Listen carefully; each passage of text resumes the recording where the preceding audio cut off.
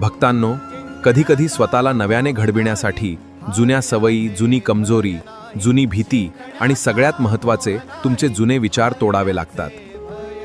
कारण प्रगतीला वेदना लागत असतात, पण त्या वेदना सहन करणाराच पुनर्जन्म घेतो. याची एक सत्य परिस्थिती सांगतो.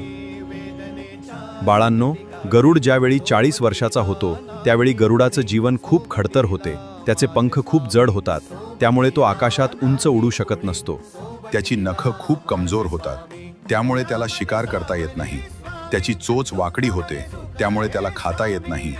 आणि शरीर वजनदार होते, त्यामुळे त्याला आकाशात उंच भरारी घेता येत नाही. सगळ्यांना वाटतं त्याचं आयुष्य आता संपलं, पण तो शांत बसत नाही.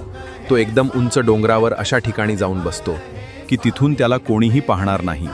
तो तिथं बसून एक निर्णय घेतो की जीवन संपवायचे नाही तर बदलायचंय. मग तो आपली वाकडी चोच एका दगडावर आदळ